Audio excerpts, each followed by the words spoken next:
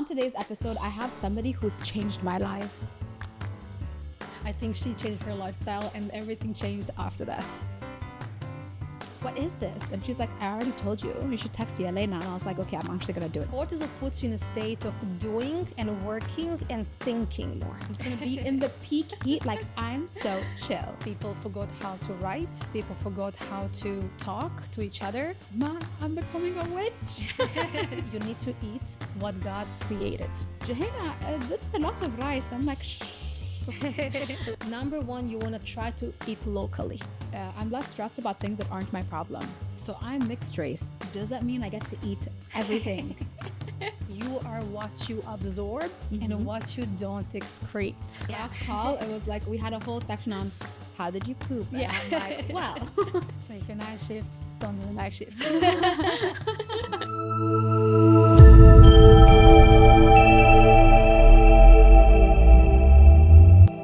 Assalamu alaikum and welcome to Press Pause with Jouhayna. On today's episode, I have somebody who's changed my life for the better. Her name is Jelena Petelinkar and she is a health optimization specialist. Welcome to the show. Thank you so much. I love the introduction. Thank you so much. Changing my life. I think she changed her lifestyle and everything changed after that. Yeah, well, I've actually known a few for a long time. I think over a year before I actually took the plunge and signed up with you. And I think I just wasn't ready until like the GLP-1 medication stopped working on me. And I was like, oh, I'm spending so much money and nothing's working. And I just wasn't feeling good in my body and myself. And I was creeping around 30 around the corner. And I was like, am I happy with how I feel? And the answer was no. So I was like, all right. And I met with a friend who is one of your clients. And I saw her and I was like, mashallah, like you just look and feel great. What is this? And she's like, I already told you. You should text Jelena. And I was like, okay, I'm actually going to do it this time. And thank you so much for doing that, actually. And I just did a podcast with Value Health that we are in collaboration about GLP-1 medications and how in the last year I have been actually receiving clients who are post GLP-1. So there's a lot of people that actually came on it for last, I think, 7 years, because we started with Ozempic and then we had tirzepatide after that, which is Mounjaro, Zepbound, and then everyone started going on a wagon to kind of like lose weight. But no one was educated about it and what systems and support was actually done inside of the body, that the body after that needs to be supported in a natural way when you're going slowly down and wanting to go down with a GLP-1. So I think it's a really important topic to talk about because a lot of people are feeling lost. They took it, but now they don't know how to actually drop down with it and stop using it. So I think it's a really important topic to actually tackle as well. Yeah, exactly. And speaking of the topics, so my cue card today, I didn't even have space to write the questions. It's just bullet points of the keywords. So this is going to be a much more educational episode versus more of storytelling and knowing more about your history. We'll get into that a little bit, but I want this to be an educational episode because it took 5 months working with you for us to say, now you're ready to come on the show because of the experience I had and just the results that I have received as well and feeling better for myself. So for the people who do want to know a little bit about you real quick, okay, we have a rapid fire round that we're going to do. It's a 1-minute sound timer. I'll flip it and after a minute, we're done. For sure. And I'll say one word and you just tell me literally whatever pops into your head when I say that word. Okay, Right. Ready? And color, Purple. social media, Education. hobby. Walking with my dog. I love it. Emotion, Love. day of the week, Monday. song. Any worship song. Okay. Season, Summer. hidden talent, Singing. book, Bible. guilty pleasure. Astaghfirullah. Sitting in the sun all day. Okay. Guilty pleasure. It's like after you said the Bible, I'm like, so what's your guilty pleasure? Sitting in the sun all day. Car, No car. movie. Oh my God. I don't watch movies. That's the hard time. It's okay. Yeah. We can skip that. Destination. Australia. Yeah. Superpower. Praying for others. I love that. Yeah. That's so beautiful. I've started doing that. I always kind of did it, but now I can put a label on it. Like I meet people, I'm like, I prayed for you. Oh, So yeah, it is God's superpower for sure. it is. So before we begin, what topic would you like to start with so we can get people to get hooked onto this episode to see what they can learn from you? I think for me, and you know, everyone would agree about health. There is a lot of out there. You know, there's a lot of information. So I think education on a deep level, what actually the body is made of, how the body works, and what the body needs to get into optimal health. So that's kind of like where I would start. I know it's a very generic topic, but people are, you know, confused of what they need to eat, how to eat, what is good for them, how to work out, what supplements to take. And I think there's a lot of confusion in that area, but on the end of the day, it is very simple. Okay. So I remember when I asked one of my girlfriends about you coming on the show, they were talking about how can they macro count and where to start before they even reach out to you, because not everybody could afford or would take the time out to do this. So what's a little step that they could do as a baseline framework to optimize their health better? Beautiful. First, start with understanding how your body works.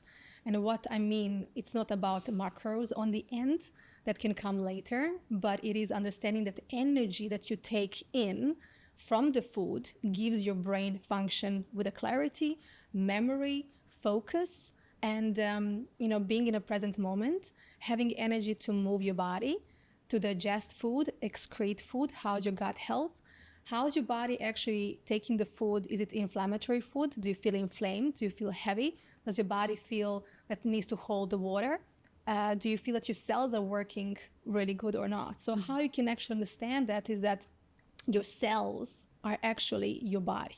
So when I say like to my clients, you know, you have trillions of cells. They think it's somewhere in their body. But your body is made of the cells. So your head, your skin, your hair, and your nails, your kidney, your legs are made of trillions of little circle cells that are full of consciousness. They talk to each other. So those cells are actually who you are. And those cells, they have DNA and mitochondria. Now, we spoke about food and energy. Mitochondria actually produces energy, ATP. So for you to have energy, your mitochondria in the cell needs to work properly to signal to the hormones, brain, gut, and arms, and your organs what to do. So what I'm trying to explain is that food is not the only source of energy for mitochondria to have energy. Now, going a little bit deeper, what they can do is starting to be outdoor mostly, to understand that their cells need to neutralize with grounding. And that's when the circadian rhythm of our body, which is our biological clock, starts actually producing hormones in a right way. When are you hungry? What should I eat? You become more intuitive and in tune with your hormones. Because, for example, when we are in the morning on a sunrise, which I told you to do, you're actually looking at the sun and you're exposed to the sunlight, whereas infrared, near infrared, and far infrared light outside on the sun, that's when you're actually looking and your body is saying, aha, I should produce pregnenolone. Pregnenolone is a hormone that actually supports your cortisol and your progesterone for fertility. What do we usually do when we wake up? Everyone just goes on their phone these days. So that blue light, firstly, flickers, and secondly, it's blue. So there's no rays of infrared and red light from the sun for your body to signal to your circadian rhythm what time of the day it is and what hormones should be produced. So the blue light tells your body, danger, produce cortisol. It's noontime. Okay. And what the body wants to do, number one, or it wants coffee, more energy, adrenals are awake, or it wants food. And the first thing it wants is carbohydrates or sugar, fruits. So, you know, the body will actually do exactly what environment you put it in. So if you're someone who craves sugars, pizzas, pastas, and all the processed food, you are not wrong. You know how they say, like, I emotionally eat and I don't know, I just feel like my body needs it. Yeah. But your body is actually really needing it because it's not in the right environment. Okay. So it doesn't know what hormones it needs to be produced. So if you're under the light that is actually artificial, you're inside, indoor with the shoes, your body doesn't know what time it is. And it will signal consistently, I'm hungry. I'm hungry. Because it Give me thinks it's energy. 12 noon. Exactly. Oh, yeah. Because that's one of And the it's cortisol up, yeah. Yeah, that's what was interesting when we were talking during one of our check-ins. And you're like, Jouhayna, you know when you look at your phone, your body thinks it's 12 noon? I'm like, oh. So now when I'm on a night shift, I'm like staring at a screen and I'm like, stay awake. That's why it makes you stay awake. Yeah. So if you see all the gyms, for example, they all have artificial lights and they're super strong. Why? Because they're waking you up. Okay. So you feel energized and you feel like, oh my God, the gym gives me so much motivation to work out. But it's just light. The light, yeah. Wow, I didn't realize that. So, you know, we're based in Dubai and in the UAE, and we're building what I call a concrete jungle. So for people who are living at the top of these skyscrapers, let's say that they, you know, it's the typical excuse of, I don't have the time, what do I do? And, you know, especially now remote work is very popular. So people just stay indoors and they live in these buildings. So what would be your advice to people who are in that really artificial environment? Because you telling me to sit out in nature and even eat my dinner outside nowadays. Yes. You know, that's why I have an ice bath, so I'm ready for summer. I'm just gonna be in the peak heat, like I'm so chill. Exactly. So what would your advice be for somebody who is in that environment of living in a skyscraper, possibly doing remote work, or just being around all of this fakeness? Yeah, it's a good question because like you said, Dubai, on the end of the day, it is a desert. I think, you know, they're doing their best to create more plants and more jungles. I mean, thank God, I'm really blessed. Albarara is beautiful little jungle that we have there, but not too many people actually can experience too much nature in Dubai. And yes, they're living in a city in the middle. So what I actually saw as well when I'm doing podcasts, the buildings are super high. And there's such a small little, like I call them prisons because they're such a small things. And there's like 50 people inside working on their laptops for like, you know, 7-8 hours. So number one, you know, you are so programmed, your whole mind, when you're watching that laptop, the last thing you want to do is go outside. Yeah. So me, if I come and tell you go outside to see the sun, the last thing you want to do is that. Because I'll give you explanation. The brain, when it looks into the laptop for a prolonged period of time, it stimulates the brain to go into beta waves. What that means, if we test it, and we can actually test in the machine, beta brain waves are when you are actually like a zombie, taking stuff in. So I'm not sure, have you seen most of the time when you're watching maybe a podcast or something, you're so glued onto the podcast or a movie or Netflix that you have no clue what are you doing. And on the end of the day, you finish the whole bag of chips and you have no clue how you finished it. Yeah. So beta waves in your brain is actually when you start taking the information in and it starts programming you. And the only thing you know is that. So if you are working 7 hours and you don't have a break with your eyes to actually see the sunlight, the beta waves put you in a zombie place, not leadership place. When you are in a leadership place, it's alpha brain waves, where you're actually a leader. So you can actually talk to the people, be comfortable in social, you know, environment, and actually deliver a new message or a new wisdom, or to give them, or to have an intuition, like what they are feeling, what they are needing. Yeah. You know? So that's when you actually give your own authentic wisdom to another person, and you're able to influence or give the wisdom. So when you're in a beta brain wave, the last thing you want to do is that. And second thing is adrenals are really high, which is your cortisol levels. You're constantly in a, you know, I need to do more. I need to work more. You know, cortisol puts you in a state of doing and working and thinking more. Yeah. Okay. So that's where anxiety comes in. Now, the biggest advice that I can tell to someone is before you go to work, set up your circadian rhythm right. So in our brain, we have something called suprachiasmatic nucleus. What is that? When the sun hits your suprachiasmatic nucleus, it tells your brain what time is it. So even though you go to work after and you look at the laptop, if the body knows slowly to reduce, you know, melatonin in the evening and rise slowly cortisol, you will not spike it instantly to get into the flight and fight mode. Okay. So you'll be more in flow with the day. Yeah. So first, my advice would be before you come to work, go outside, look at that beautiful sunrise without the glasses, so the retina can register what time of the day it is, and that's when you start your day. So that's the most simplest thing that someone can do.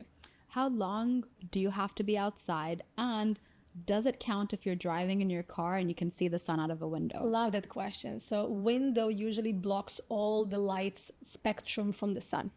So we need to put the window down, or if you're in the house, open up the balcony and look through the window. I would just say minimum 5 to 10 minutes. Even that will register. And can it be indirect looking? So I'm assuming it's not looking directly at the sun, but let's say we are really busy in the morning and we're cracking open a window so the light seeps in. Yes. Is that enough? It is enough or not. I think depends on the person, what imbalances they have, what maybe disease they have. So the sun can be healing, or sun can be something that you are kind of just putting your circadian rhythm in that flow of your hormonal opening. So when you open up the window, you can be outdoor, do your stuff, but have a look at the sun, because your retina registers what time of the day it is. Yes, your skin receptors as well, but your retina as well is working on a brain function. So you get the dopamine levels are increasing. Yeah. And I can actually vouch for what you mentioned. And now I really understand why you wanted to wait to come on the show until I've experienced the plan for a while.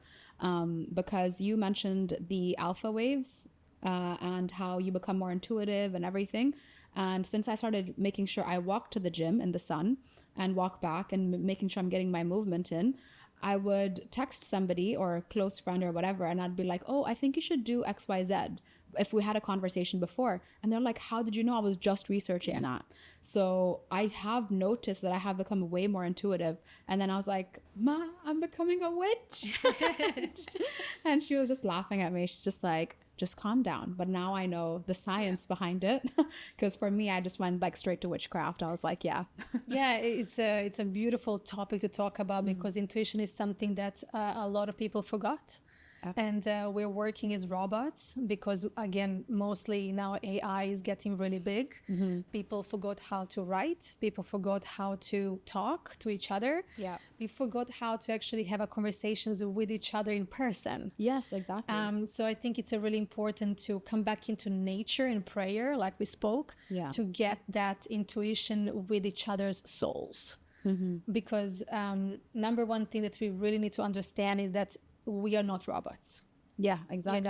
And a lot of people, they are like, yeah, let's do AI is amazing. Let's, go. But the AI can actually downgrade your health, downgrade your brain, and downgrade your life.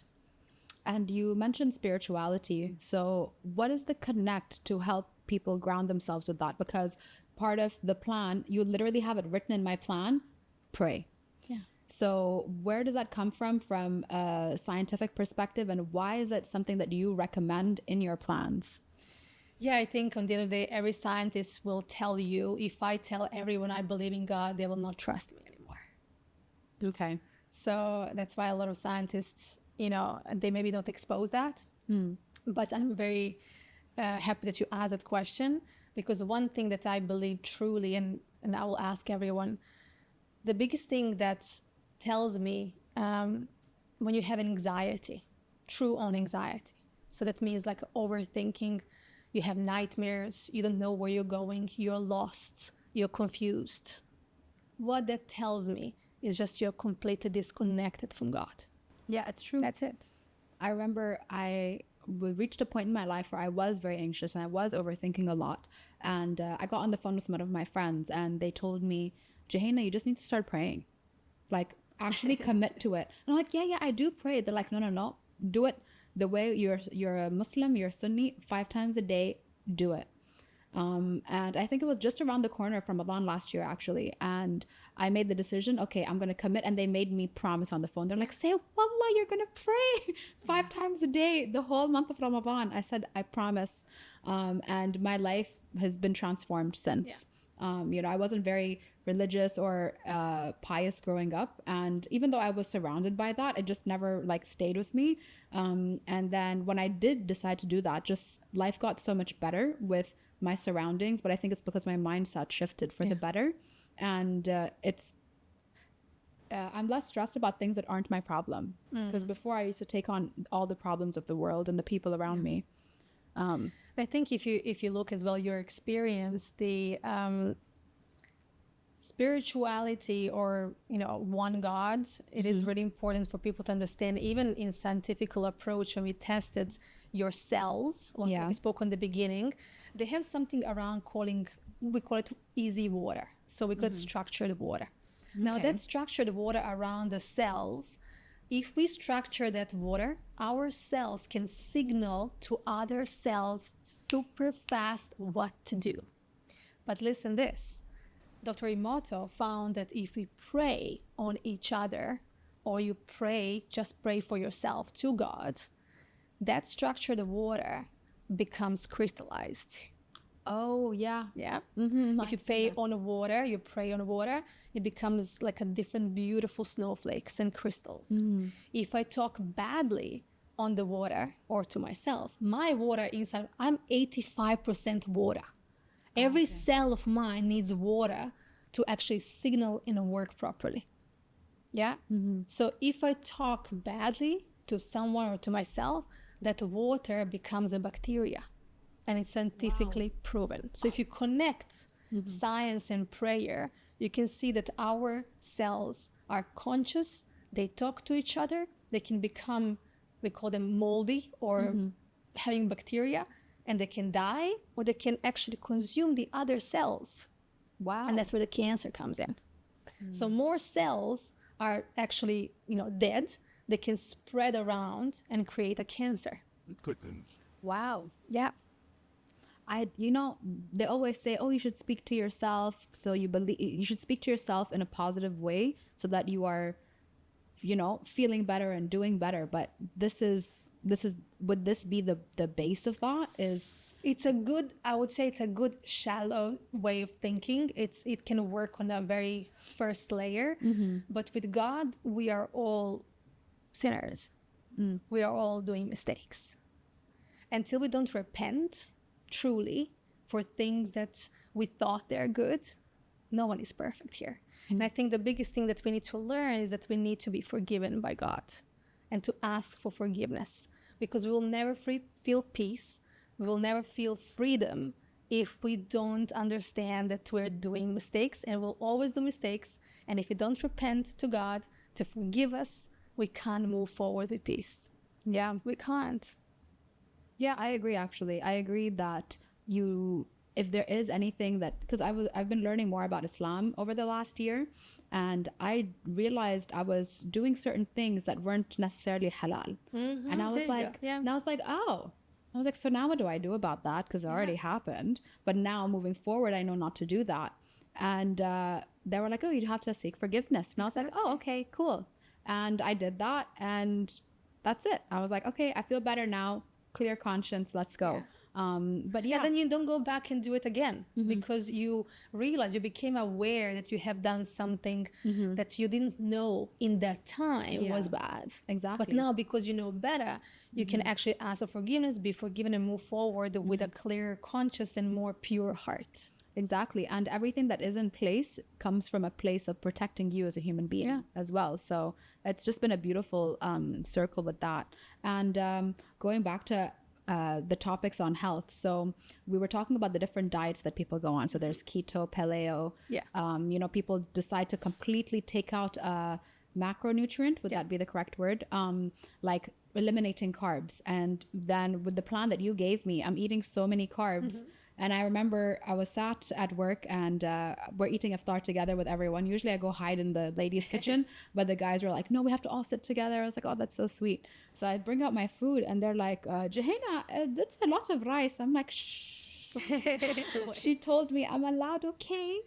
Yeah. So can you explain more about the different diets and what you would recommend for people to do when it comes to being more mindful about how they eat? It's It's a beautiful question, and because I like to go mostly as a researcher and as a spread wide, worldwide, what's happening as well. So I have beautiful clients and friends who are living in Hawaii, and they're vegan, and they're very healthy, and they're not lacking any macronutrients and micronutrients. But then I have friends who are fully on carnivore and keto, and they only eat protein and fats, and they're pretty healthy, and their lab tests are amazing. So how it can be that two complete different diets give an amazing results, truly optimal results? And if we want to look it from above, every single place on the earth has a different latitude. Okay. It has a different magnetic field in the earth, and we have different genetics. So example of the person living in Hawaii and eating vegan fruits diet, mostly and vegetables and fruits, and she's the most healthiest, no diabetes, she's not overweight, she's pretty lean, like, you know, abs and everything. She's seeing the sun every single day. She's barefoot every single day. She has her own land and her own fruits. She's eating seasonally. Okay. Nothing is sprayed. There's no boxes with cereal. She's eating from her own yard. And she's not having pesticides, herbicides, and Monsanto on top of her fruits. So what I'm trying to explain is that our cells need energy. It needs to be seasonal. It needs to be in your environment without any type of pesticides and herbicides. You're going to have an optimal health. Now, unfortunately, because we in Dubai, in UAE, we took that American diet.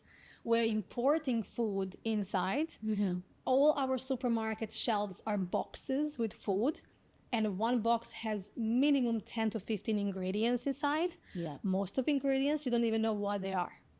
So even if you read it, you wouldn't know what is it. But you'll say, oh, but it's tasty.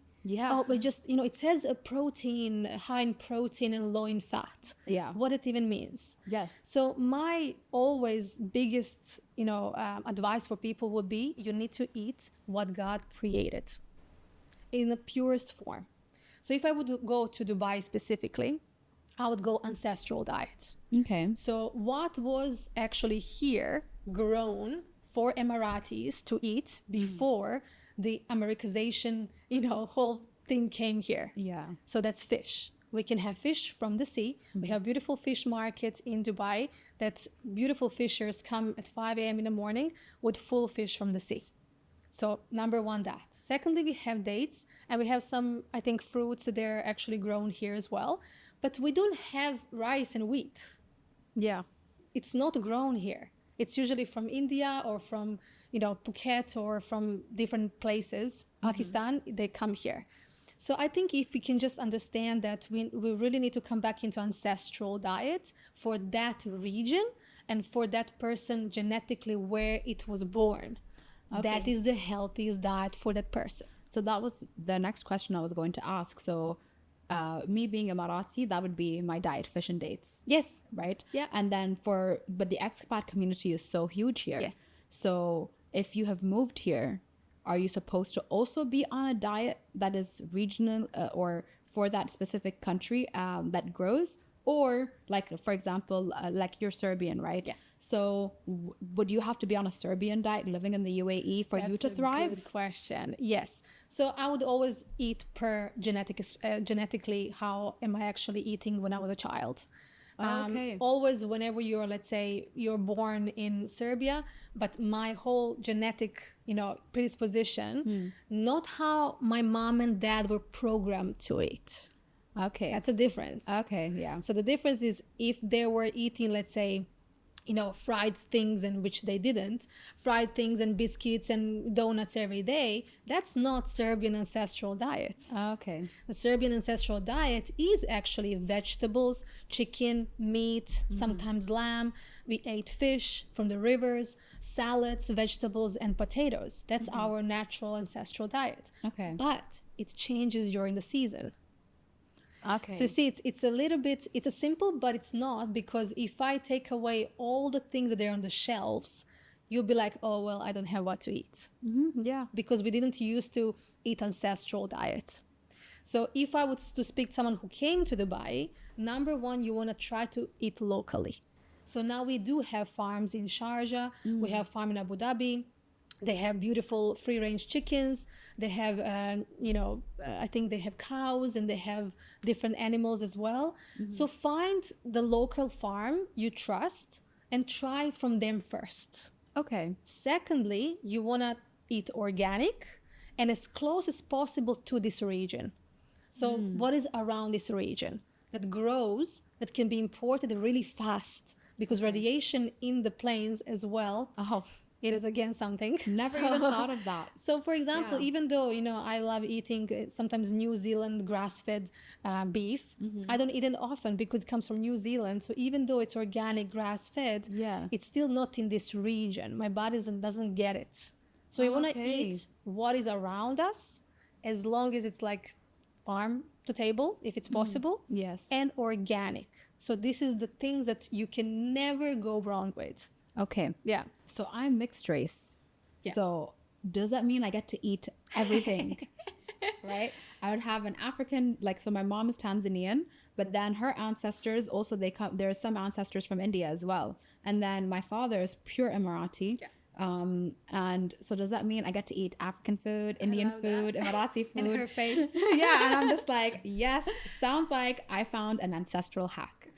So you know that I usually test people. So I think number one thing that we want to do is test you and see how at the moment your body is working. So whatever you have eaten till now, was it helping you or not?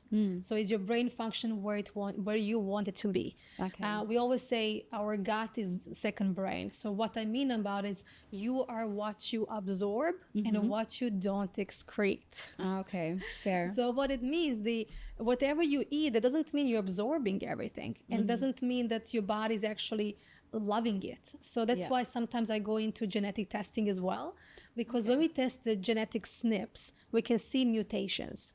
That's where I talk a lot about GLP-1, because usually the POMC, MC4R, and FTO gene SNPs, which are for obesity and leptin resistance, can be mutated. And for people who are obese, that can be the case why we need to change the environment completely for them to be stimulating different expression of the gene. Okay. So that's what I would like to test as well. Again, depends if person is and their mother and father are obese. That's when I would test the SNPs in our genetic testing. And then we do, your full blood panel, see where is your blood sugar, HbA1c, your inflammation levels, CRP, how is your hormones working. And then we can tell you that what you were eating, was it actually good for you or not? And obviously, the last thing we have done, GMR test. Yes. Are you absorbing everything you eat? Because if you have hair fall, your skin is not clear, you're having constipation, you're not pooping every single day, your poops are like a little small balls, that means you're constipated. It's true. Yeah. We talk about poops a lot. So yeah, we do. I think our last call, it was we had a whole section on how did you poop? And I'm like, well, what is the color? Substance. Yeah. So it's important. So, no matter, are you a mixture of two genes? Again, I always say in every podcast that genes are loaded gun, but the environment is what shoots the gun. So what actually expression is the environment that triggers that gene that is in mutation or it's not. So, okay.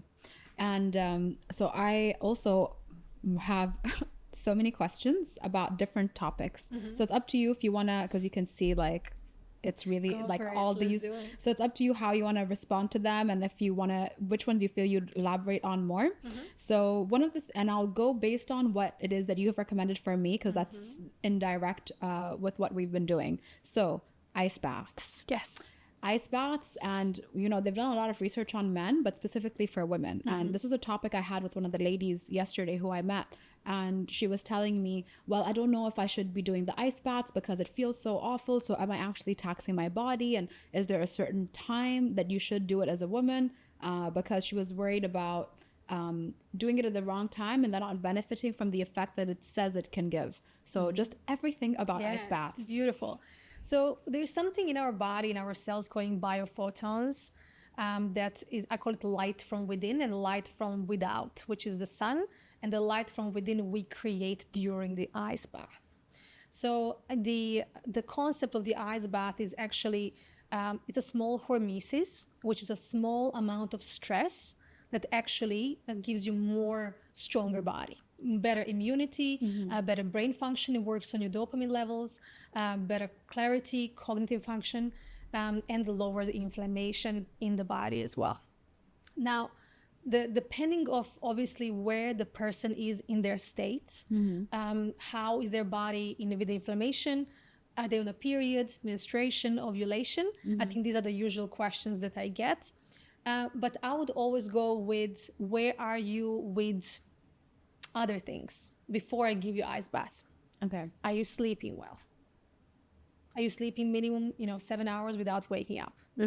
Because if you are, I want to see what is going on behind that first. So there are always things before the ice bath that needs to happen before you enter into the ice bath. Okay. The second thing, how's your food? Are you fasting? Are you doing intermittent fasting? Are you in a more stress than you are? Do you have an oxidative stress? We can test oxidative stress and high cortisol. So if you are, that's going to give you more stress. Are you getting pregnant? Do you want to get fertility and get pregnant? And you're actually having high inflammation levels, and you have your body is in an oxidative stress, then maybe not. So there are questions that I would ask before someone enters the ice bath as a woman. What is happening, so I can put her in? But then that's scientific approach. My approach is that everyone should go in it if they are in the state of where they're living. And I'll explain you why. Okay. In the seasons, God gave us, let's say, 4 seasons.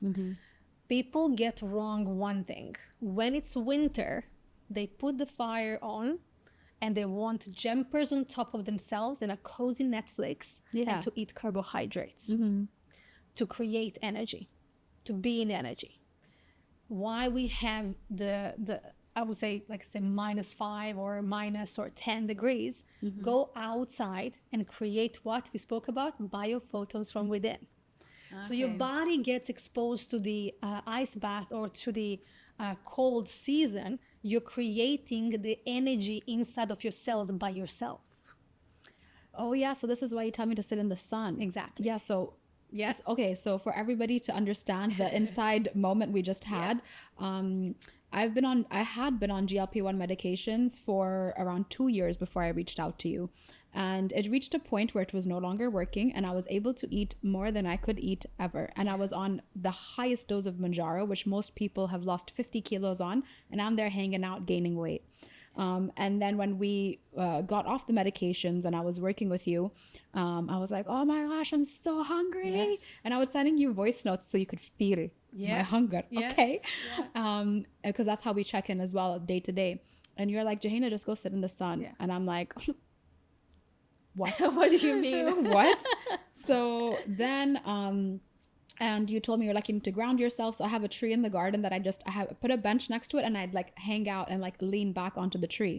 And ever since I started doing that, I haven't been as hungry, even though I'm eating the same amount of food. So even in Ramadan, I would do my ice bath when I wake up, and then I'd sit in the sun and I'd go to work, and everyone's like, we don't believe you're fasting. And I'm like, what am I supposed to do? Like, I'm not going to pretend that I'm feeling weaker than I do, but you made Ramadan so much easier without being on GLP-1 medications. So yes, be in the sun. So if you're, okay, so what if you are an Arab person who's used to the desert, living in, for example, a cold place? Are you still supposed to go outside? Anytime you're in the environment that is cold weather and you're in a winter season, you should go outside and create your own biophotons within.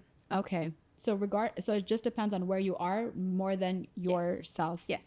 Okay. Yeah. That's why I always say here, again, depends, do we have different imbalances or not?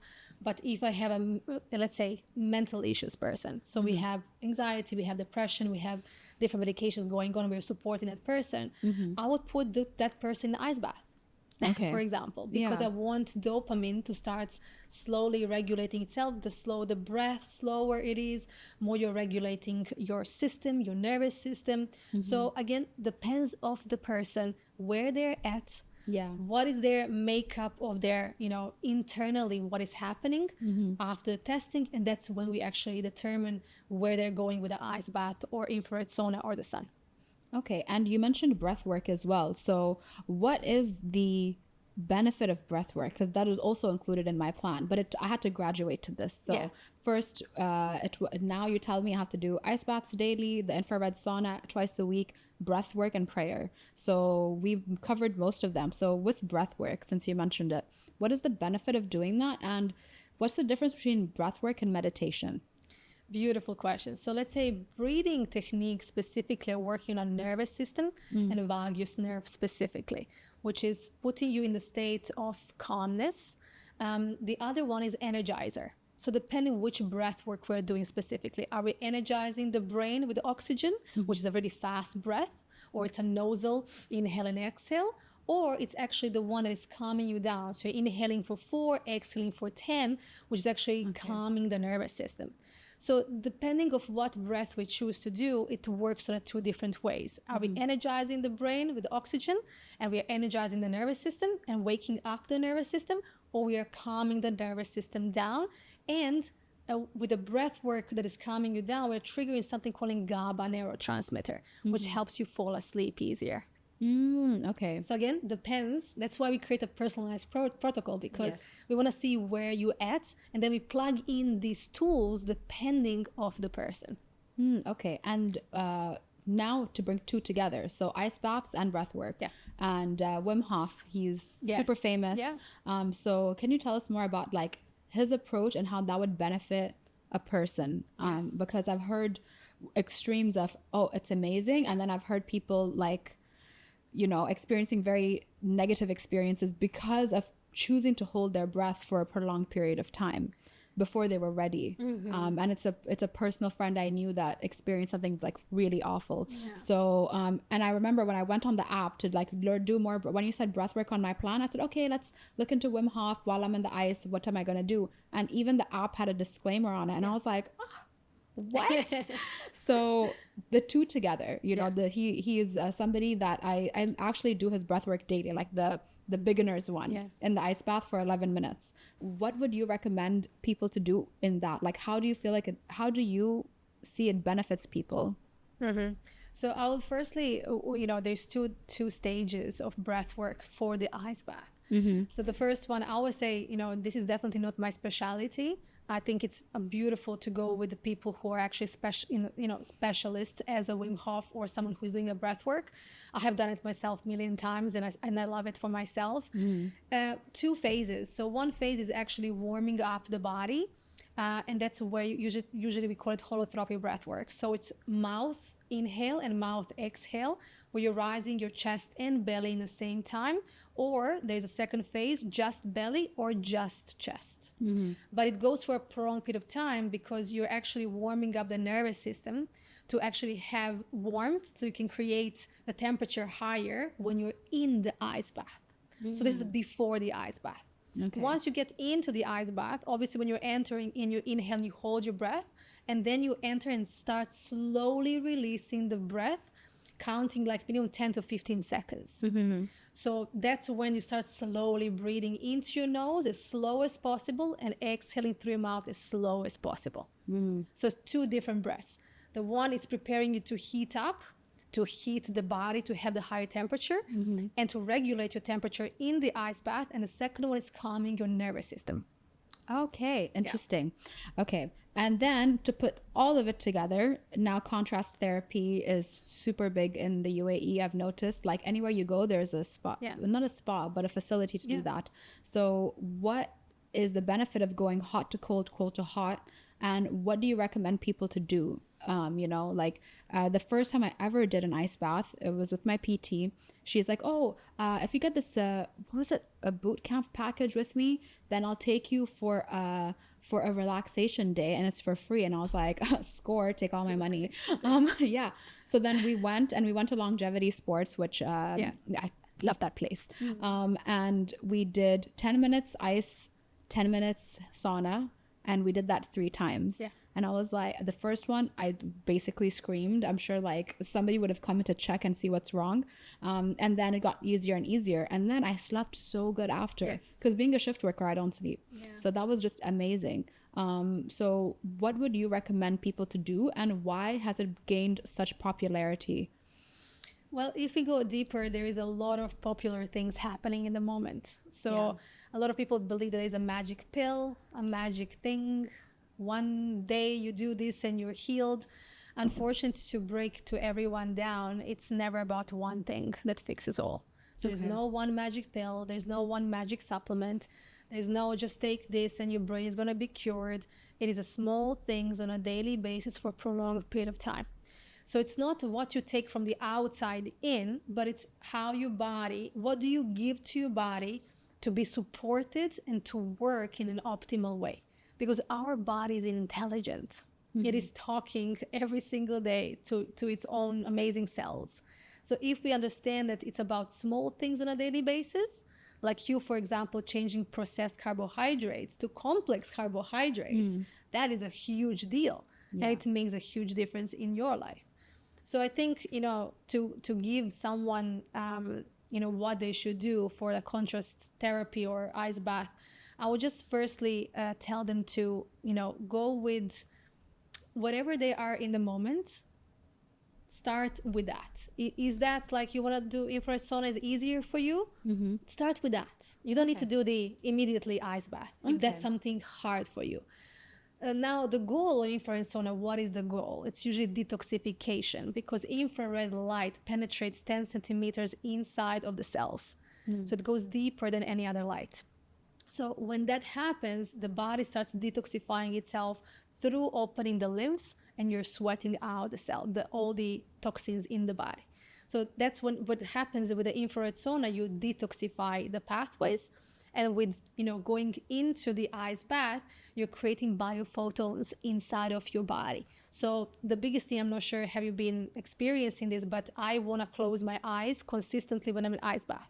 I want dark. I want, as long as I'm in the dark, I feel warm. Okay. I do the same. So what it happens is that inside of me, there's so much light produced in the cell that I cannot see the light outside. Because the light within is created. That makes so much sense, because I tried to multitask, okay? You know me. So you're probably like listening to podcasts and watching something at the same time. So I put on the Wim Hof breath work, because you told me to do breath work. So I'll wake up, I'll pray, I'll come out, I'll put the headphones on, do the breath work in the ice. And I'm like, she told me I should like be in the sun. So I need to open my eyes while I'm in the ice bath, and I can't do it. I'm just like, there you go. And I'm like, no, because it's in the same time. So this is why I'm saying the seasons are super important. If you're in a summer season, you get the light biophotons from the light and from the magnetic field from the ground. I always say make sure you're going on the beach, because we can talk about EMF later, but when you're on the beach and you're getting your feet, your receptors are taking the salt water in, you're neutralizing your beautiful electrons. So that's where you're on the sun. If you're in the winter and you're someone who lives in a colder place, still get outside in your shorts a little bit, go for a walk in the woods, and warm yourself up from your biophotons within. Interesting. And you mentioned the infrared sauna. So what's the difference between an infrared sauna and a traditional sauna? And then why did they make an infrared sauna if there was already a traditional sauna?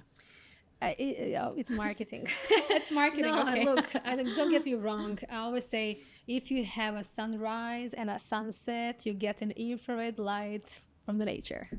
Okay. So on the end of the day, would I be, suggesting infrared sauna more than a, normal sauna? Yes, because unfortunately the people are so much indoors under artificial lights, and they don't get the spectrum of light that can actually, again, we can go into that, but sun actually penetrates inside of your body, something calling, I'm going to go a little bit deeper, but just a little bit, POMC. POMC pathway is actually the gene that actually tells the body satiety levels. So it produces something alpha MSH that works with the leptin, which is a hormone for satiety, ghrelin and leptin. It tells you how much you're hungry and how much satiety is done. I'm satiated. Yeah. You know, so that's why I always say when you're on the light, you don't feel that hungry. Maybe you want to have a lemon water or something. Yeah. Longer you're on the sun, POMC signals the leptin that is satisfied. There is energy inside of mitochondria that you don't need energy from food. Food is second source of energy. We only reach for food when we are tired. Yes. Yes. Yeah. I would say if you're tired, go outside. That's it. So even on a night shift, would you still recommend just go step outside even though there is no sun? So if you're night shift, don't do the night shifts. It's how I can afford you though, and the podcast. You need to call your boss. Yeah. Obviously, you know, sleeping patterns and circadian rhythm, you should be sleeping at night. Okay. Unfortunately, there's a lot of shift workers, and we have created amazing protocol for you that you can actually, you know, when you're sleeping, you have beautiful, you know, you shut down. It's like pitch dark. We have support with L-theanine, phosphatidylserine, and different supplements. But when you're on a night shift and you are working very stressful job like you need to be awake. Yeah. So you need stimulating light to keep you in a high alert. Because if you don't, you would fall asleep. Because if you go outside, your nature will tell you, fall asleep. Oh, okay, okay. Get it? Yes. So when you wake up, the body produces melatonin in the evening. Releases melatonin only if you had the sun in the morning. So people can't sleep because they're constantly overstimulated by the blue light and being indoors. So the body doesn't have enough melanin in the body from the sun to tell the body to actually release melatonin. And go to sleep. Exactly. That's why people take supplement melatonin, because they're like, I can't sleep. Yeah. And melatonin is a hormone that makes you fall asleep and keeps you sleep in a deep sleep overnight. So if you don't see the sun during the day at all, the last thing you can be able to do is fall asleep or sleep deeply. Yeah, because, you know, there was one day I had gone to the beach. I woke up and I had an afternoon shift, and then I was transitioning to a night shift.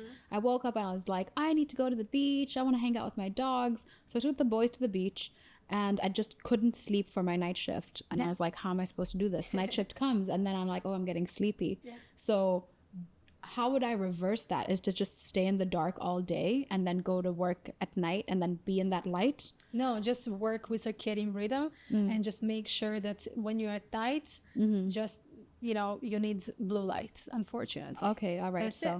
Because you're when you are in it's not natural. So me telling you that is not like some, you know, amazing tip, because my biggest thing that I would like to tell you is don't do night shifts if you want to have children. It is what it is, but no one wants to hear that. Yeah. And I think if I love you as a person, I will tell you the truth. Yeah, exactly. I agree with that. And everybody I've ever met is like, you need to stop working nights, especially when I've been on my health journey. And I was like, it's okay. I started a podcast, so the only light I'm going to deal with are these bright lights on my face at some point. So what's the difference between infrared and a red light panel? Because this is also a new like rage. I actually ordered a red light panel. Because you're like, get a red light lamp. I'm like, I got a full body panel. So what's the difference between the two? Well, there's a lot of marketing now happening online. And I will always say, again, you know me, go to the sunrise and sunset, get your infrared and near infrared and far infrared. You get all the spectrums of light. Okay. Yeah, so I would say the lamps that are at the moment out on the market produced in a massive ways is that it's isolated light. So some of them, they only have the near infrared, but then have far infrared. And you'll see actually, if you look at your devices, some of them are actually not having the light. And some of them, they have a red light. So there's one red, one empty. One red, one empty. So one is close red light and one is a far infrared light. That's a good one. So I would say. But I would say, what are the purposes? You know, is it skin, you know, healing? Is it detoxification? Then it's infrared sauna. So I would say, so to penetrate you, to start really healing the body cells, that isolation, for now, it's okay. But if you want all spectrum light, go outside on a sunrise and a sunset. And just expose yourself. That's how you heal. Okay. And, you know, now they have, and I don't know the difference between them. So there's the SNAD pen, yes, and also they're injecting them in like Manjaro, like you just have like a pen in your fridge, and glutathione and these IV drips. So all these things to poke into our bodies, and they claim to make us feel better. So what's the difference between them, and who would be an ideal person to be taking such things? Yeah, beautiful. So NAD plus at the moment is, you know, marketed very well with an IV drip. It is a very big molecule for longevity. There's now supplements NMN that actually stimulates our production of our own NAD plus. NAD is actually decreasing over the age. So longer we're, let's say, in our 35, 40s is decreasing. But guess what actually stimulates NAD plus? Sun? No? Exercise. Okay. And what is NAD? Like, what does that stand for? Yeah, so mononucleotide is a molecule for longevity. Now, specifically the NAD, I think that we need to go into someone who is specialist around that. I'm not. Okay. But it is a molecule that is in the cells that keeps the cells and mitochondria working properly and full of energy. So mitochondria is the one in the cell that produces ATP, and NAD is inside that this molecule to support production of ATP or the energy. That's why people say, when I take NAD drip, I feel full of energy, because it stimulated the mitochondria to produce energy. Yeah. Okay. On the end of the day, the research shows at the moment that NAD plus drip is a big molecule, and people are actually not getting any benefits because you can piss it out. Oh, yeah, so it goes right through you. Yes, exactly. So even though you think you're getting it, on the end of the day, it can be a placebo. And secondly, it's a big molecule. It cannot be well absorbed. Secondly, that NMN supplement is actually boosting production of your own NAD, but exercise produces NAD as well in your body. And so exercise. So how often would you have to exercise to be able to gain that natural benefit of this Depending NAD? on the person, where they're at. So I think always say test it, don't guess it. See where you're at with your lab test, your gut. We want to make sure that all the processes in the body are actually functioning properly. Because if you're not functioning properly, no matter how much NAD you take, it's not gonna, you know, help you out if you're not absorbing it. So that's where I would say NAD is the last option that I would give to someone. Okay. Yeah. And I don't know how to say it. Glutathione. Yes. So are they a similar thing, or they work in conjunction with each other? They work completely in different ways. Oh, okay. So NAD is for longevity and it's for the cellular recovery, and the glutathione is for detoxification. Okay. So it usually starts detoxification of the cell that is contaminated. So if you're only using glutathione as a detoxification property and nothing else changes, it's not going to help you. So that's why we need to look at your diet, inflammation levels. We want to have a look what type of toxins you're taking in on a daily basis, what toxins you're exposed around yourself. We spoke about environmental toxins like bleach, for example, toilet, you know, things that you're washing, your floors, dish detergents, perfumes and deodorants. These are all disruptors of your hormones, and they can actually end up filling up the cells where glutathione that we produce as well can actually take them out. Okay. So again, if someone is in a position of detoxification, we need to have a look at their liver, their kidneys, inflammation levels, and that's when we maybe give them glutathione. If not, we just boost their own glutathione with different things. Okay, and how can you boost your own glutathione? Amazing question. Number one, I think you know the answer. If that's a detoxification model and you're taking out the toxins. Oh, the infrared sauna. Yes. Ding, ding, ding. Who's a smart girl? Okay. And the second thing, of course, we go through a diet. So we do the anti-inflammatory diet. We want to add more fats for the hormonal production. So DHEA, specifically fatty fish, like sardines and mackerels. Yeah. Yeah. And again, there's one more. The anti-detoxification model is melanin.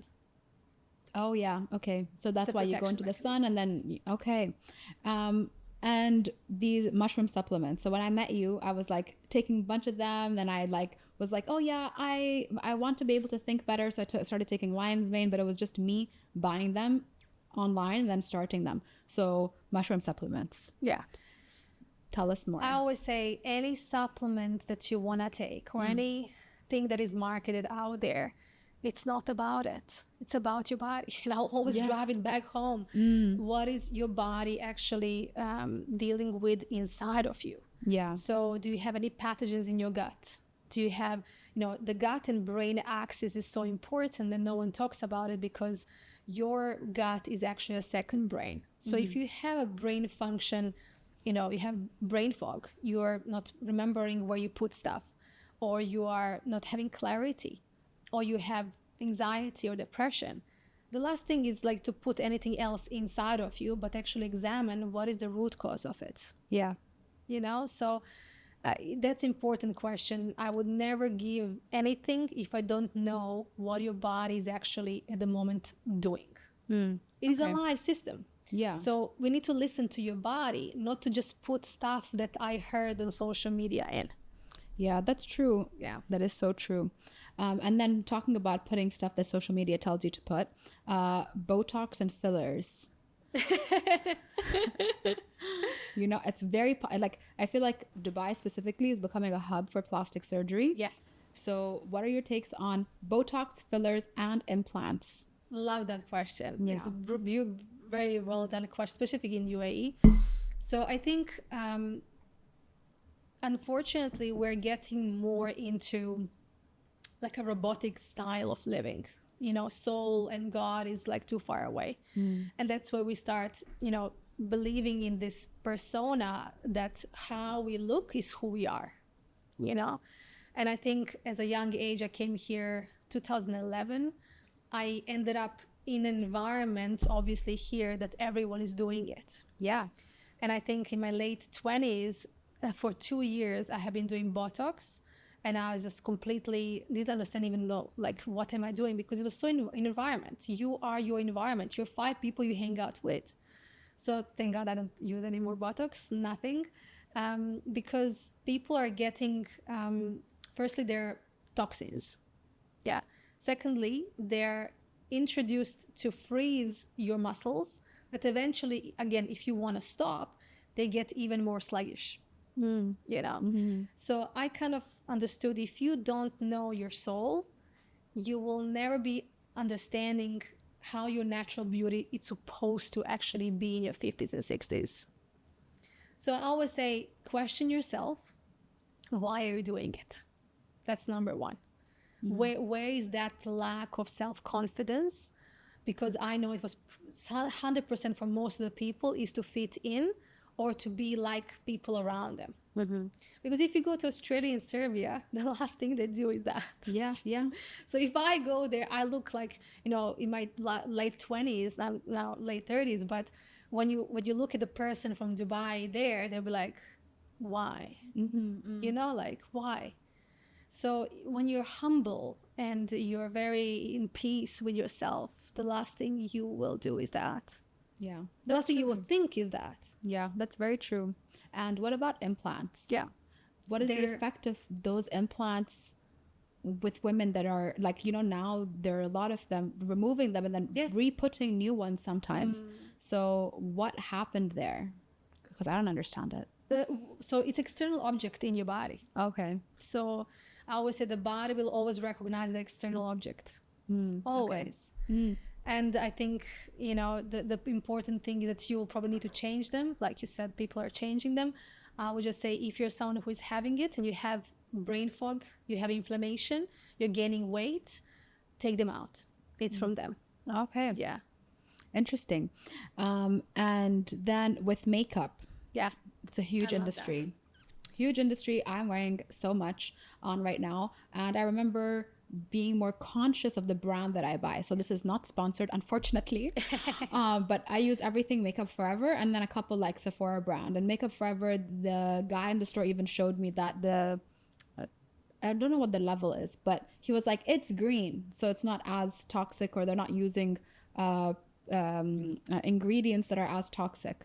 So what is your take on that? Because it is an external thing. And I did notice as well that you're wearing makeup. Like I was watching you and I was like writing things down. Yeah, good. So this is my favorite topic. yeah, so makeup. Yeah. Because I love makeup. So can you tell us more about that and what people can do to also have the love for makeup, but do it in a way that's more health conscious? If you can't eat it, it's not natural. Oh, So this is so I need to start eating makeup Yes, now. All right. Exactly. So I'm ready. ingredients that you're in a makeup, if you can't eat them, don't use it. So I can share again, it's not sponsored, but they're my brands. 100% Pure is a makeup that I love. Okay. Yeah, I'm gonna write that for myself. Yeah. The next one is RMS, and the third is OG. So these are all vegan, non-toxic makeup that you can actually eat. And creams and any substitutes for the, creams. I think people know me. I smell like coconut all the time. It's coconut oil all the time. I don't use any shower gels. I don't use any, deodorants for last more than 10 years. Okay. Naturally, because when your body is not full of toxins, you do not sweat and you smell. So the last thing you want to do is to actually put on your, open areas, toxins and chemicals, and to disrupt your hormones. A lot of women who are infertile, they're full of, disruptors because they're putting, Victoria's Secret, and they're full of, it smells nice, but they're full of toxins. Yeah. Yeah. So I would just say, don't use anything that you can't eat it. And clothes. Yes. So clothes as well. What material would you say is the biggest no-no to look at the labels? And what would you recommend people wear on their bodies? Because we can't go out naked. Be careful with the fitness clothing. Okay. Yeah, just pay attention on that because they're full of these small little microplastics. So cotton is the most easiest one you can do. So cotton and silk. What about bamboo clothes? Yeah, I saw definitely. that. Yeah, Okay, so as long as it's natural. Yes. For me, I think it's wild that you said fitness clothes because you're doing it for your health. So you have these workout clothes to go work out, but they're toxifying you? Yes. So especially when you're sweating and you're working out, your skin is opening, your pores are opening. Okay. And small mycotoxins are actually entering into your skin consistently. Okay. So non-sponsored, again, sadly, what brand would you recommend if there is one? Because I see you in your cute workout clothes and you look so cute in them. So what do you recommend? I think it's important that every brand has actually synthetics, the one that they're really like, toxic, and they have the cotton one. They have a different style. So I think just be aware of, have a look what is inside. And if it's not natural from like a bamboo or a cotton or silk, I'll just question it, what is inside. And if you see it's any type of like a plastics inside, just keep it. Okay. Okay. And that was my next one was plastics. And we have already discussed that. One of the things you told me to include in my food was grass-fed beef. Yeah. And then you also mentioned like the radiated cows that come, like, so you're getting New Zealand grass-fed beef getting flown here. And by here, I mean the UAE, and then the radiation of the aircraft. So why specifically grass-fed? And if that is inaccessible, what is the next best thing that you would recommend for somebody? Very good question. So I would highly say to everyone to explore how we know as a halal, how they're treated. Yeah. So the cows, and unfortunately, it breaks my heart, animals are treated very badly. They're injected with the hormones. So most of the food in supermarkets, chickens specifically as well, they are injected with hormones. So what it means, you're eating their hormones, plus you're eating the added hormones that was chemically added inside of their muscles and the body. So you end up having hormonal imbalances, cysts and fibroids, PCOS, estrogen dominancy, and xenoestrogens in your body, not knowing where from.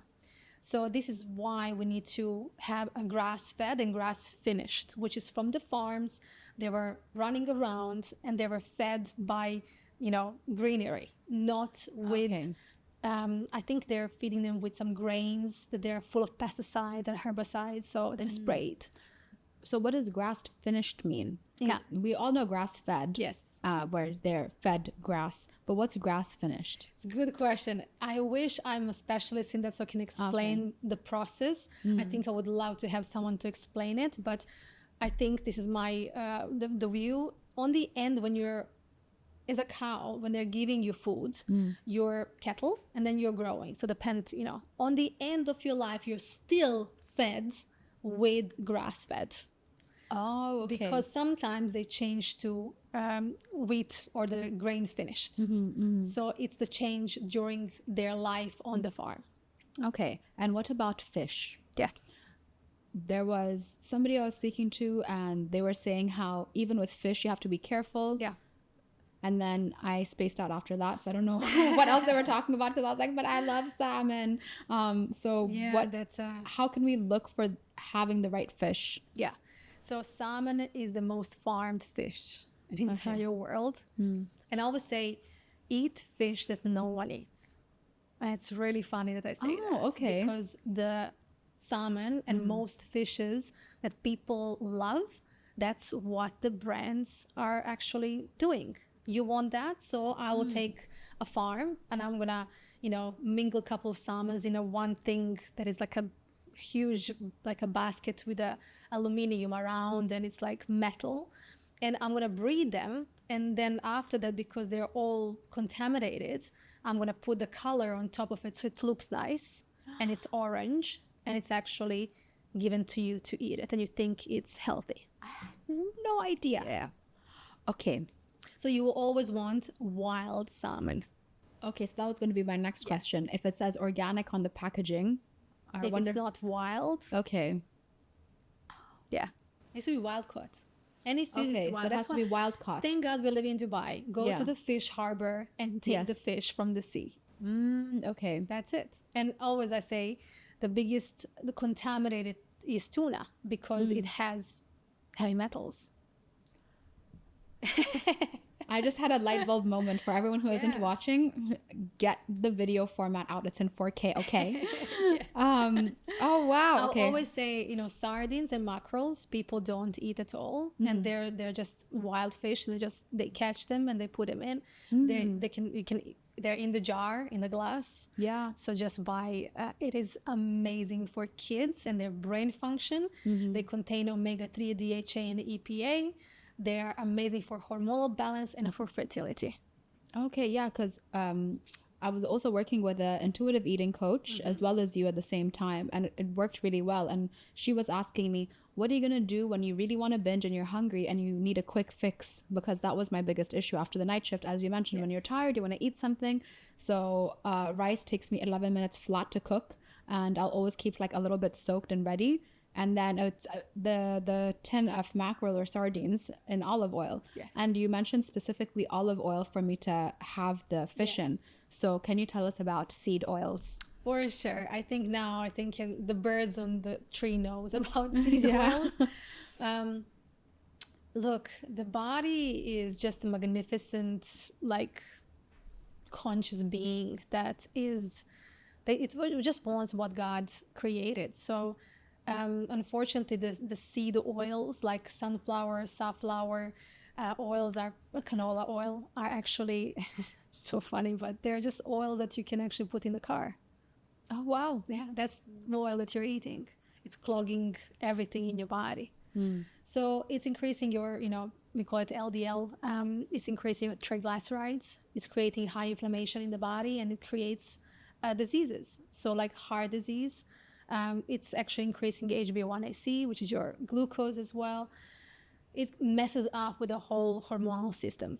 So what you want is olive oil, grass-fed ghee. You want DHA fish, which is, highly fatty in general. You don't need even to put any olive oil inside. What's DHA? DHA, yeah. So DHA and EPA is omega-3 fat in the fish. Oh, okay. It's a good fat. Yeah. Okay. Yeah. Our hormones are made in the good cholesterol.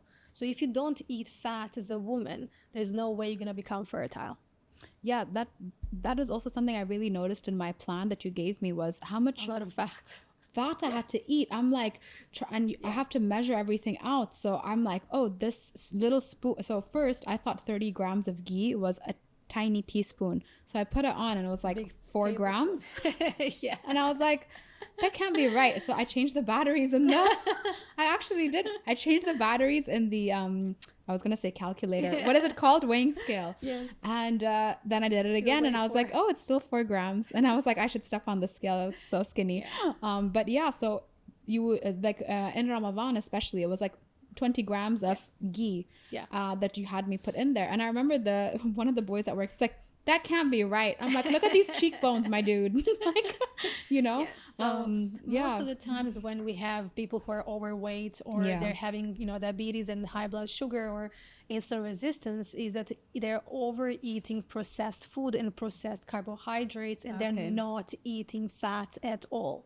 Meaning good fats. So they're not eating, because if you're eating good fats, you will stabilizing your blood sugar, and the last thing you want to eat is processed carbohydrates. So what we were doing with you is actually recalibrating your body to work on energy of fats so it doesn't crave processed carbohydrates. And secondly, because you're taking birth control pills, we're taking you off of it. We're supporting your estrogen, progesterone, testosterone with DHA, EPA, omega-3s, which is a good fats, and your brain function as well. That you're eating less carbohydrates, but more protein and fats. You're still eating carbohydrates, but in a way that you're eating them, let's say, for a reason. You're eating them post-workout or to buffer the cortisol in the evening before you go to bed.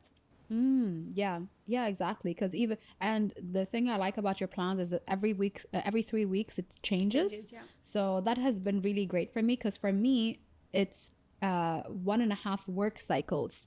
So I'm like, oh, for me it flies by. I'm like, this is excellent. Perimenopause and menopause, whatever you have to say about that. Obviously there is a lot of going on there, so I mean this could be a podcast on its own.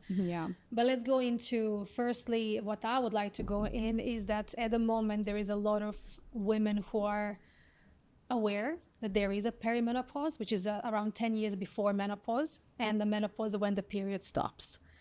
What I'm seeing a trend in last, I would say 10 to 15 years, is that a lot of women are getting into perimenopause earlier than our ancestors, which is not good. So, a lot of women are not having children anymore. We're getting full of toxins, infertile, a lot of inflammation, obesity, and diabetes.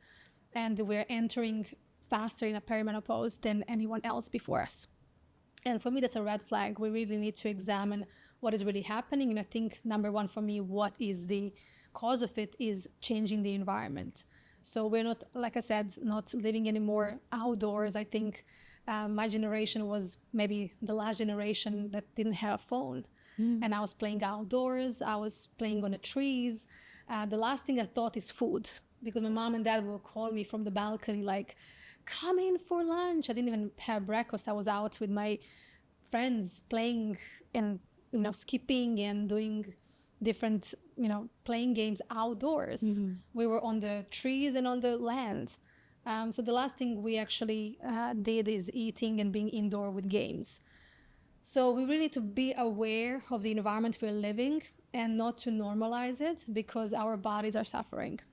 So perimenopause is actually, I would always say, around 35. That's not when it starts, but this is where you should take your lab tests.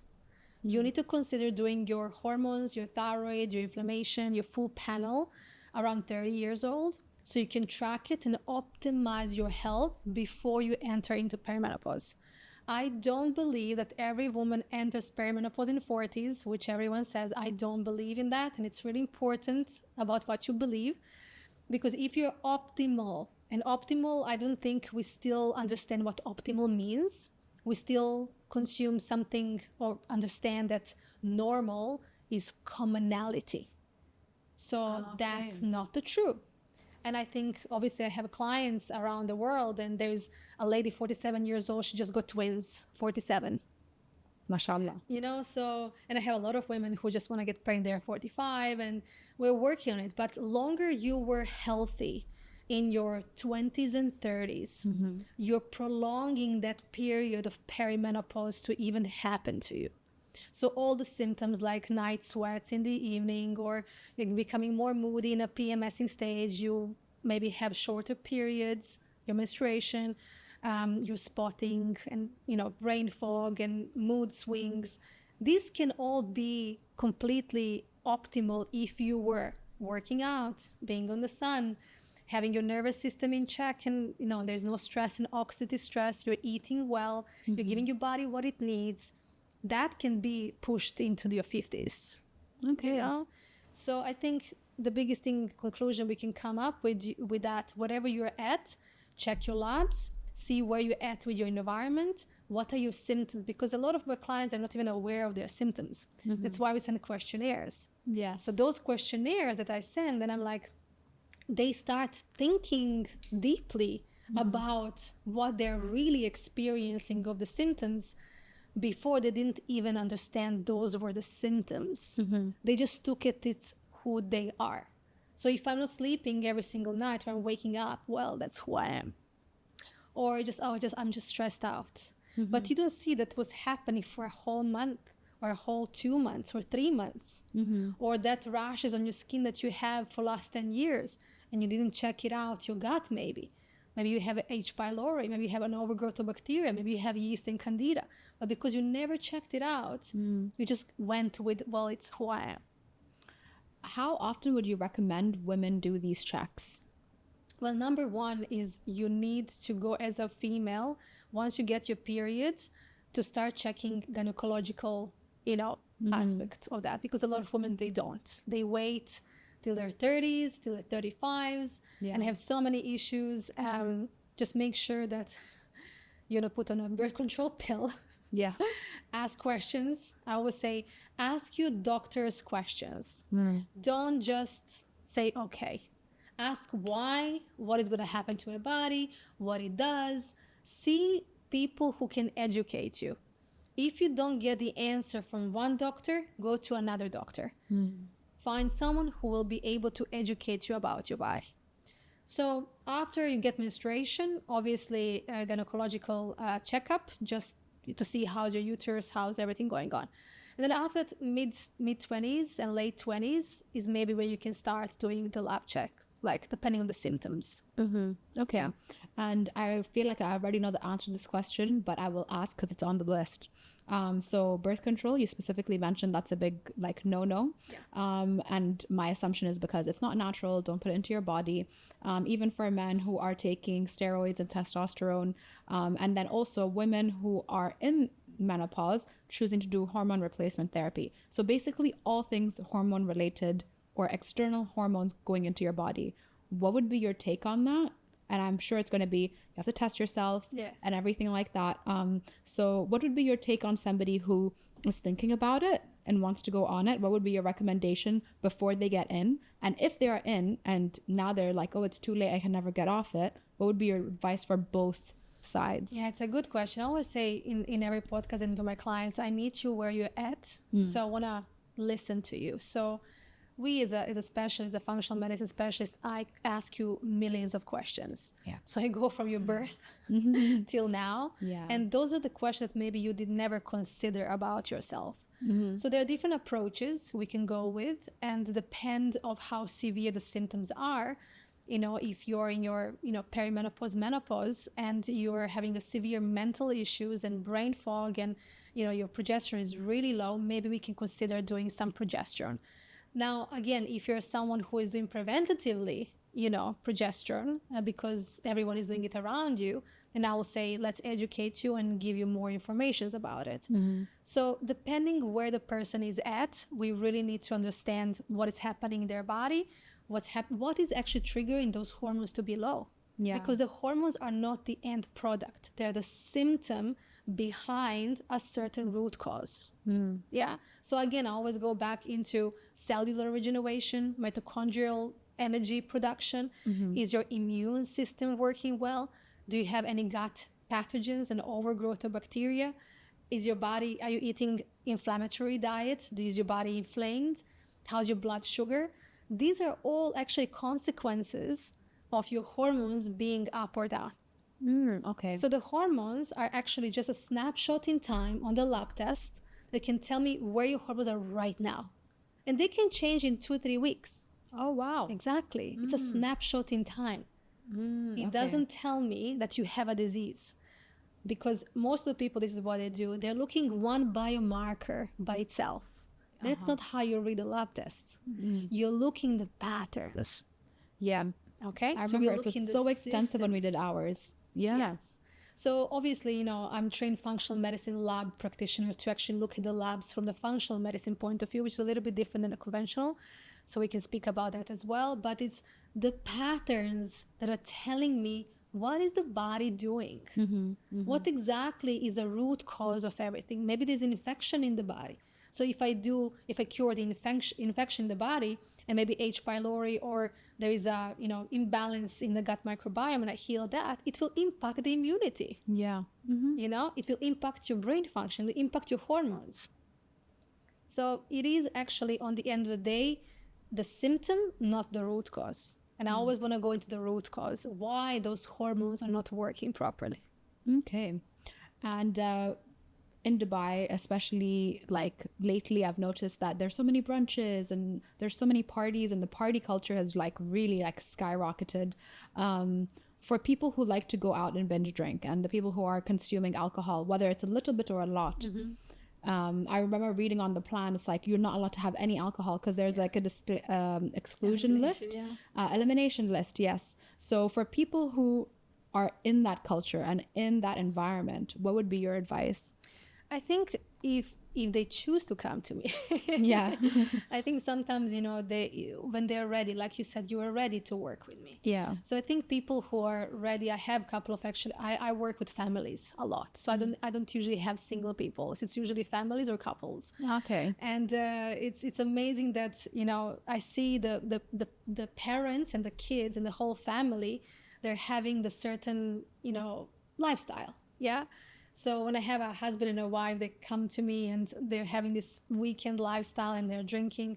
But then I do a 𝐬𝐫 test and they're like, I said, listen, so the yeast is pretty predominant in the body. So we need to regulate your alcohol on a daily basis, weekends. So when you educate them what is happening when they drink, and you show them that it's impacting their liver and it's impacting their kidneys and it's impacting their yeast and candida inside of their gut, they'll be like, okay, let me just, check myself. Maybe actually I'm doing it too much. Yeah. But if they don't test and if they don't understand the symptoms that their body is actually telling them, they will not stop. So we need to examine again what is happening with their body, explain them what the body is doing. That's when they choose to stop by themselves. You see? So it's not on me to tell you stop this or stop that, go on the sun, don't be in the blue light. It's about me telling you about what the body is doing when it's experiencing these things. And then I give you a choice. And with compassion, I lead you step by step towards that goal. And working together as a team. Yeah. Yeah. So that is really important. So someone who is ready will reach out, will test everything, tell me your symptoms. I want to see everything, connect the dots, find the root cause. And if that's something that you need to do, you will choose that by yourself. Yeah. And what are your take on tattoos and piercings and specific metals or jewelry that you would put on? Like yesterday, my mom is like, I'm going to start wearing gold because I heard it's good for me. So your take on all of those? Yeah, I think she's right there, because obviously skin can tell you, obviously how you're interacting with certain jewelry. Your skin will have rashes, it will give you redness, it will inflame around the ear if it's not good for you. So I think the body can tell you immediately, so don't even force it. If you have redness, if you have inflammation, if you have, different psoriasis, eczema or pimples, just take it off. Obviously tattoos are toxic. I have them. I had them done when I was younger. Would I do it again now from what I know? No, never. Okay. And why would you say tattoos are toxic? Was it the ink? They're ink, and they have toxicity inside of the ink, and they go penetrate deeper inside of the epidermis. So it's deep inside. So okay. Yeah. And then for people who are choosing to remove that, are you making it worse by choosing to remove it with a laser and break it down into your body? So today, actually this morning, I found out there is a clinic in Dubai that does it non-invasive and no laser. It's magnetic. Oh. So what they do, they put that machine on top of the tattoo and it pulls the ink out. Oh, Yeah. interesting. So that's what I found this morning because I'm planning to actually remove the tattoo. Yeah. Oh, okay. So let's see. That's I'm still in interesting. research about it. Yeah. Oh, okay. I love that. And then also tattoos that are also really popular are the microblading and the lip blush. Okay. So would that fall in the same spectrum? Yes. Okay. It still goes into your epidermis, still go deep into your skin. Obviously, eventually over time, it goes out, I think. Yeah. So I think it has a lower period of time when it's in the body. But I always say, like, if you can do it naturally, try to do it naturally. If you think it's something you can do it once and that's it, go and do it. Okay. Yeah. Oh, I learned so much. I feel like a sponge. And even in taking this moment with you, I remembered really why I started this podcast is I've been having such educational moments with you since I started working with you around 5 months ago. And I wanted people to also learn from that. So thank you so much for that. Thank you. Like, really. I think we have so many beautiful, discoveries and understanding how the body works on, personal level, me and you talking. I really wanted everyone to get to know the body on a very deep level, how the body works. Obviously, we can create, different like topics with 1 hour on one topic to go deeper and deeper. But I think one important thing that people need to understand is that anything you try to put in the body, if it's not God created, try to understand that it has some impacts on your cells. That's it. So usually has toxins, usually has different compounds, mass production of food in the packaging. Look at the labels and go on. Yeah.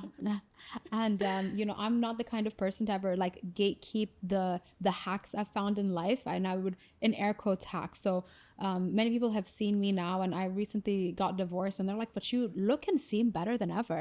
And I feel like the plan and the protocol that you created really helped give me structure. So I want to share that with whoever is listening. So can you please tell us more about Health at Your Doorstep? And in the next episode, so stay tuned for that. You're going to know the essence of Jelena, but this will be more focused on education and what it is you have to offer to people. For sure.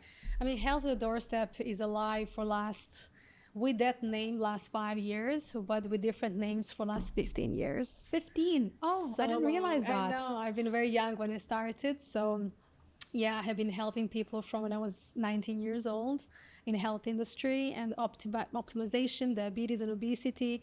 Obviously, my thesis are in prenatal, so I've been working with fertility and ladies in that aspect.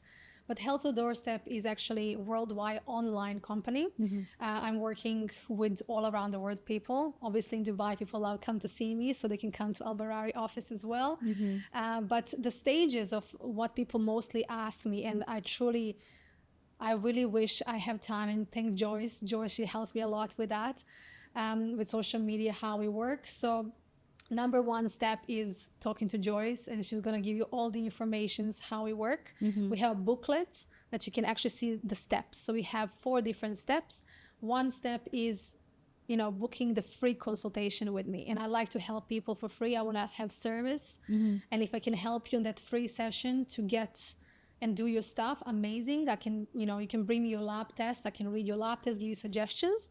If you don't have enough, maybe material opportunity, I can just give you a suggestion and you can go with that. The next stage is actually me telling you what lab test or functional medicine test you need to do depending on the questionnaire and our health consultation. After that is booked, I send you the nurse to your house.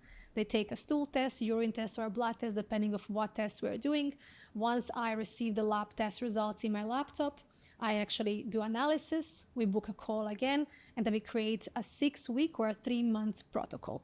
So during that protocol, you're able to be with me on a beautiful business WhatsApp that we have online, and I'm able to answer all the questions.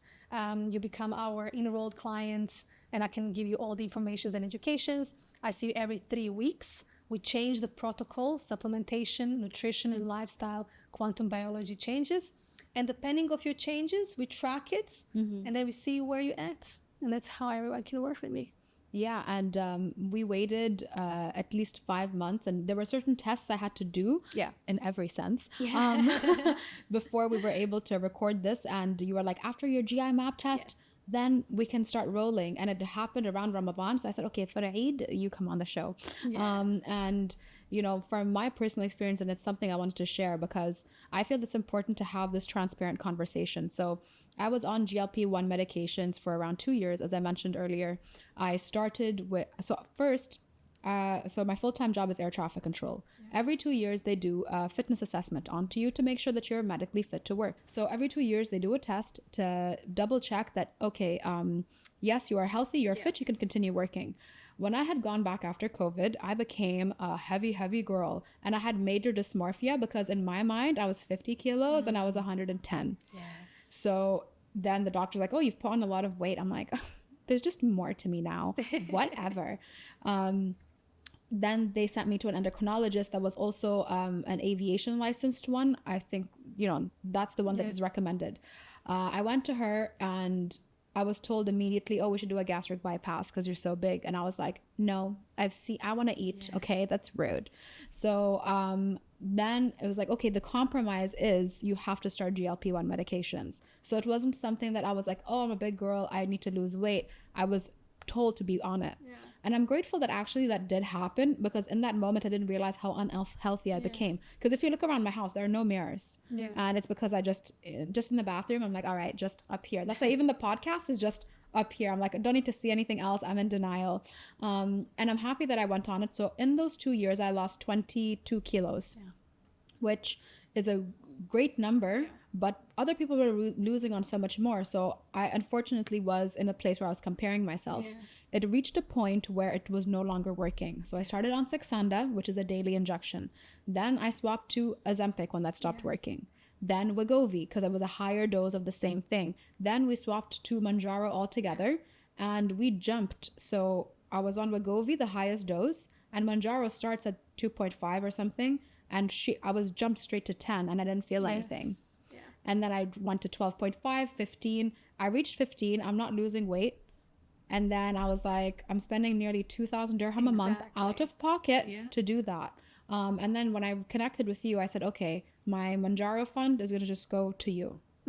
Done. Like, okay, there we go. And I'm really happy that I chose to make that decision. So I will be honest and say, and you know more than anyone, I did not follow your plan to the T. Okay. You told me I have to get non-toxic cookware, so people are aware of what is expected. So I had to order all new non-toxic cookware. The cleaning supplies I had to swap to all natural, which actually it simplified my life a lot more. It's easier to clean the dishes, and I only need to buy 2 things versus all the other products, you know. And it smells nice. I like lavender. I got the lavender scent.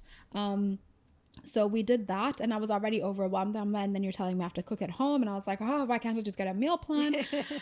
So I had to learn how to do that. And I did that. And the way that you make the plan is you actually simplified my life a lot more. You uncomplicated it, which that is something people really need to understand, because I was very overwhelmed with thinking it was going to be more I had to add on. So the first thing was to reintegrate everything into my life. And I was focusing on trying to eat clean, but I didn't work out. And then you're like, Jouhayna, I want you to go to the gym once a week. That's it. That's it. Just once a week. And then we build to 2 times a week the following week. So it's not like if they sign up with you, because this is a concern one of my other girlfriends had. She's like, oh, if I sign up, I have to do everything that you're doing. And I was like, no, you don't. You adapt to what the person requires at that time. And I feel like that's very important for people to understand. And then we're doing the blood test, which as a shift worker, it was great. They came to my house, they took my blood. It was no pressure. I was like hanging out with the dogs on the couch. I'm like, is this sanitary? They're like, take them out. I'm like, fine. You know, so simple. So that was great. And the first 6 weeks I didn't work out, but I ate clean. Then the next 6 weeks I did eat clean, but I worked out. But the whole time I was taking the supplements. So that was something you said. You're like, no matter what, just take the supplements in that plan. So if anybody does sign up and you do have all the 300 million issues that I had with my inflammation, my gut, my hair, bones, everything. I got a weekly pill planner. So my grandma and I literally sit and cut our pills and put it in and plan it out for 3 weeks. So I recommend buying the 3-week pill boxes and then fill it up for those 3 weeks. So you don't have to stress about that. So that's my little hack. And then the last 3 weeks, I was eating right and training. I was training right, and it was the month of Ramadan because I'm an extremist. I do all or nothing. So I did all of that, and the way my body has transformed and the way I feel, like my mental health is in a great place despite like going through like a really terrible divorce and having a lot of shocks in my life. So people are like, oh, they're like, but you actually seem okay. I'm like, because I am okay. So you really gave me structure in a time when my life didn't feel structured. So this is like a full comprehensive review. Okay.